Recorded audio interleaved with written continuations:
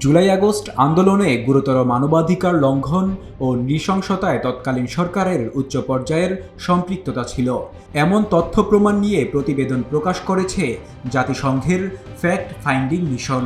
আগামী বৃহস্পতিবার ১৩ ফেব্রুয়ারি জেনেভায় সংবাদ সম্মেলন করে বাংলাদেশ সময় দুপুরে প্রতিবেদনটি প্রকাশ করবে। সংশ্লিষ্ট সূত্রগুলো জানায়, গত মাসের শেষ সপ্তাহে জাতিসংঘ তাদের খসড়া প্রতিবেদন নিয়ে মতামতের জন্য বাংলাদেশ সরকারকে দিয়েছিল। সরকার গত সপ্তাহে মতামত জানিয়েছে। জানা গেছে, প্রায় ১৫০ পৃষ্ঠার প্রতিবেদনে ঘটনা ও এর কারণ এবং ভবিষ্যতে এ ধরনের ঘটনা এড়ানোর সুপারিশ করেছে জাতিসংঘের ফ্যাক্ট ফাইন্ডিং মিশন। একটি সূত্র জানায়, গত বছরের ৫ আগস্ট ক্ষমতাচ্যুত হওয়া আওয়ামী লীগ সরকারের উচ্চ পর্যায়ের নেতৃত্বের নির্দেশে ব্যাপক হত্যাকাণ্ড ও মানবাধিকার লঙ্ঘন ঘটেছে বলে জাতিসংঘের ফ্যাক্ট ফাইন্ডিং মিশন প্রমাণ পেয়েছে।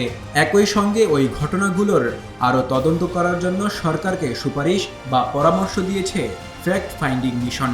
তবে ওই সুপারিশ বা পরামর্শগুলো বাংলাদেশ মানতে বাধ্য নয়। অন্যদিকে এ ধরনের ফ্যাক্ট ফাইন্ডিং মিশনের তথ্য উপাত্ত আদালতে যুক্তি হিসেবে তুলে ধরার নজির রয়েছে। Desk report, public post, Dhaka.